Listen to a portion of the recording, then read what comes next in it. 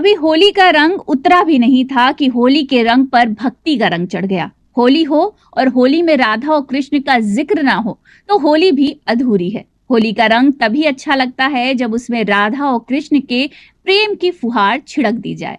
वैसे तो होली का त्योहार बीत चुका है, लेकिन अब ये होली का त्योहार धीरे धीरे भक्ति के त्योहार की तरफ बढ़ रहा है। नवरात्र भी करीब है।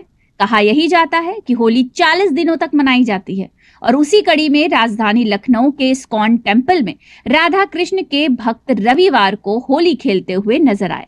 ये होली अनोखी इसलिए थी क्योंकि यहाँ पर रंग नहीं, गुलाल नहीं, बल्कि एक दूसरे पर फूल फेंके जा रहे थे, मानो भक्त राधा कृष्ण पर फूल बरसा रहे हों। फूलों की इस होली में लोग आनंदित होकर राधा कृष्ण को याद कर रहे थे और फूहड़ गानों पर नहीं, हरे रामा हरे कृष्णा की धुन पर झूम रहे थे। भजनों की ताल से ताल मिला रहे थे। माहौल भक्तिमय था और भक्तों में जोश आई। लोग इस्कॉन के इस आनंदम कार्यक्रम में एक दूसरे के बीच प्रेम की डोर को मजबूत कर रहे थे। इस कार्यक्रम में कई सारे मुख्य आकर्षण थे, लेकिन सबसे मुख्य आकर्षण फूलों की होली ही थी, जिसे खेलने के लिए भक्तों के साथ साथ प्रदेश की कई नामचीन हस्तियों ने भी शिरकत की, जिसमें जीबीसी इस्कॉन के गौरांग प्रभु जी, राज्यसभा सदस्य संजय सेठ, सीएम योगी आदित्यनाथ के प्रतिनिधि के रूप में उत्तर प्रदेश के दर्जा प्राप्त राज्य मंत्री, बीज विकास निगम के उपाध्यक्ष और सीएम योगी के करीबी राजेश्वर सिंह के साथ साथ कई मंत्रियों और अधिकारियों ने पहुंचकर फूलों की होली खेली और प्रसन्नता महसूस कर खुद को सौभाग्यशाली बताया। आनंदम में भगवान श्री कृष्ण का आशीर्वाद लेने यूं तो कई भक्त आए, लेकिन आनंद की प्राप्ति करने के लिए राजेश्वर सिंह जी भी आए हुए हैं, जो कि बीज विकास निगम के उपाध्यक्ष है, दर्जा प्राप्त राज्य मंत्री हैं। उन्हीं से जानते हैं उनको कैसा महसूस हो रहा है। तो आपको कैसा महसूस हो रहा है आनंदम में आके? बहुत अच्छा। भगवान के शरण में आने को बहुत बड़ा जो पापी है वो अभी तर जाता है एक बार। ये भगवान का जगह है और भगवान के प्रति जो भी आस्थावान होगा, निष्ठावान होगा, भगवान के प्रति निश्चित उसकी श्रद्धा और भाव होगी। अच्छा, ये सीएम योगी बार बार एक बात कहते हैं कि राम मंदिर तो बन गया, अब श्री कृष्ण मथुरा की बारी, जो नारा देते हैं यहाँ पे इस्कॉन के निर्माण की चर्चा हो रही है, उस पर क्या कहेंगे? जो भी मठ मंदिर है पूरे उत्तर प्रदेश में सबका निर्माण कार्य चल रहा है और जो भी काम अधूरे हैं सब पूरे होंगे। तो भगवान के दरबार पर क्या बड़ा क्या छोटा, और जब बात हो रही है आनंदम की, तो यहाँ पे आनंद का उत्साह महसूस करने सभी आए हुए हैं और यहाँ पर आए हुए खास शख्सियत, उनसे हम बात करते हैं और उनसे जानते हैं उनको यहाँ पे आके कैसा लग रहा है। राज्यसभा सदस्य हमारे साथ मौजूद है, तो यहाँ आप आए हैं, सबसे पहले तो ये जानना चाहेंगे इस्कॉन से आप कैसे जुड़े? इस्कॉन से मैं पिछले 10 साल से जुड़ा हुआ हूँ यहाँ पे, और जो हमारे प्रभु जी हैं इनके साथ में मेरा एक आत्मीय संबंध है और भगवान के चरणों में हम लोगों को आने का मौका इसी बहाने मिल पाता है और सबके साथ में बैठ के गीता का ज्ञान पा सकूं, ये हमारी एक चाहत रहती है। उसी के लिए हम लोग यहाँ पे आते हैं। मंदिर निर्माण की इच्छा और उसमें योगदान की भी बात अभी आपने करी थी, उसके बारे में भी जानकारी चाहेंगे। मंदिर का निर्माण हम लोगों ने प्लान किया हुआ है और काफी काम इसमें हो चुका है। हम लोगों के साथ में बहुत सारे लोग जुड़े हुए हैं जो इसके अंदर अपना अपना एक योगदान दे रहे हैं।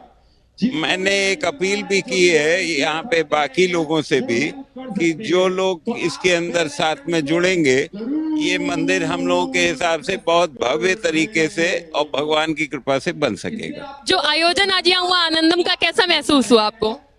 ये तो एक प्रभु जी जिस तरीके से कराते रहते हैं वो एक अपने आप में एक आनंदम है।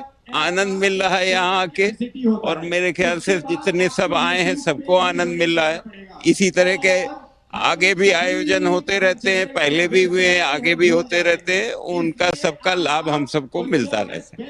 बहुत बहुत शुक्रिया। तो राज्यसभा सदस्य संजय सेठ जी हमारे साथ थे, जिन्होंने बताया कि आनंदम में आकर उनको भी आनंद की अनुभूति हो रही है। लेकिन आनंदम का ये आयोजन सिर्फ फूलों वाली होली तक सीमित नहीं था, बल्कि इस कार्यक्रम की शुरुआत निकेत प्रभु की टीम के संकीर्तन से हुई, जिसमें हरे रामा हरे कृष्णा के सबसे शक्तिशाली मंत्र की धुन पर सभी झूमते नजर आए, जिसने वातावरण में भक्ति की एक अलग ऊर्जा का संचार किया। इसके बाद सांस्कृतिक कार्यक्रमों की शुरुआत हुई, जिसमें प्रभुपाद यूथ आर्मी द्वारा नाट्य प्रस्तुति कर समाज को भक्ति का संदेश दिया गया। इस्कॉन गर्ल्स फोरम द्वारा नाट्य प्रस्तुति की गई और श्री कृष्ण पर आधारित कथा को भी भक्तों को सुनाया गया। भक्तों को इस्कॉन के इतिहास से रूबरू कराते हुए जहां इस्कॉन लखनऊ के प्रेसिडेंट अपरिमेय श्यामदास ने लोगों से इस्कॉन से जुड़ने का न सिर्फ आग्रह किया बल्कि इसके फायदे भी बताए। वर्तमान समय में वृद्धाश्रम की संख्या बढ़ी है कि नहीं बढ़ी, बताइए हाँ या ना। आवाज नहीं आई। बढ़ी है। आज से 30, 40, 50 साल पहले कितने वृद्धाश्रम होते थे और आज क्या स्थिति है, इसका कारण क्या है? मैं आप सबका ध्यान केंद्रित करना चाहूंगा कि पूरी दुनिया में जो हम पाश्चात्य शिक्षा और पाश्चात्य सभ्यता से प्रभावित होकर के अपने जीवन के 20, 25, 30 साल आध्यात्मिक शिक्षा को न देकर केवल भौतिक शिक्षा को देते हैं, और अगर हम थोड़ा भी उसमें आध्यात्मिक शिक्षा को गंभीरता से लें तो हमारे जीवन में बहुत बड़ा परिवर्तन आ सकता है, हमारे संस्कारों में बड़ा परिवर्तन आ सकता है। इसी के साथ इस्कॉन लखनऊ के चेयरमैन और निर्माण कमेटी के सदस्य आनंद स्वरूप अग्रवाल ने बताया कि राधा रमन का मंदिर अभी निर्माणाधीन है। जल्द इसका काम पूरा कराकर एक भव्य और खूबसूरत मंदिर तैयार होगा।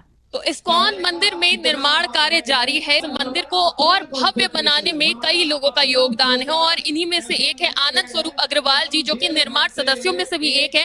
साथ ही वो इस मंदिर के चेयरमैन भी है। तो इनसे जानते हैं कि जब इस मंदिर का निर्माण हो रहा है, सभी उस दिन का इंतजार कर रहे हैं जब मंदिर को एक भव्य स्वरूप दिया जाएगा। कैसा लग रहा है, उस पल का इंतजार आपको कितना और कितनी मेहनत कर रहे हैं आप इसके लिए? मैं बहुत ज्यादा आनंदित हूँ। जिस तरीके से हम लोगों ने देखा है कि सबका सहयोग मिल रहा है, तो ये बहुत बड़ा अद्भुत चीज है और हमको लगता है कि 2-3 साल मैक्सिमम में हम ये पूरा भव्य रूप बना लेंगे और फिर आप देखिएगा क्या बनता है। धन्यवाद। अच्छा, क्या कुछ खास रहेगा? क्योंकि कई दुनिया में बड़े बड़े मंदिर है, लेकिन इस्कॉन की जब बात होती है तो वो भी अपने आप में एक भव्यता रखता है। लखनऊ इस्कॉन में जो निर्माण कार्य चल रहा है, ये किस तरह से भव्य होगा?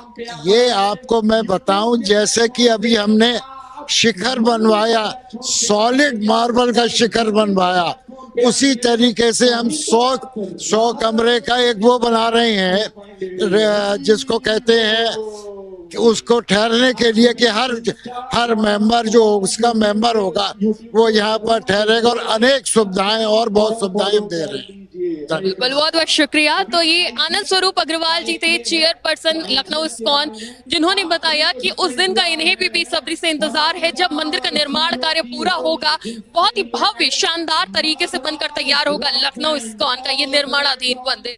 इसके बाद बारी आई मथुरा से आए माधवास रॉक बैंड के परफॉर्मेंस की, जिसमें गोविंद कृष्ण प्रभु की टीम ने राधा कृष्ण के भजनों पर झूमने को मजबूर कर दिया।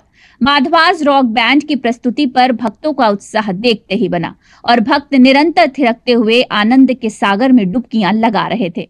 फिर बिहारी जी अपने गर्भगृह से निकलकर ढोल ताशों के साथ पालकी में सवार होकर स्टेज पर आए, जहां कान्हा को सबसे पहले फूल अर्पित किए गए। फिर रॉक बैंड के भजनों की प्रस्तुति पर राधा रमन बिहारी जी के साथ रंग बिरंगे फूलों से होली खेली गई, फूलों वाली होली। भक्तों ने एक दूसरे पर जमकर फूल बरसाए, झूमते नाचते नजर आए। कान्हा की ओर से भी भक्तों पर कुंटलों फूलों की निरंतर वर्षा की गई। भक्तों ने प्रसाद ग्रहण किया और इसी के साथ माया में फंसे भक्तों ने इस्कॉन की फूलों वाली होली का सच्चा आनंद प्राप्त किया। आज की खबर के लिए शिखा मेहरोत्रा की रिपोर्ट।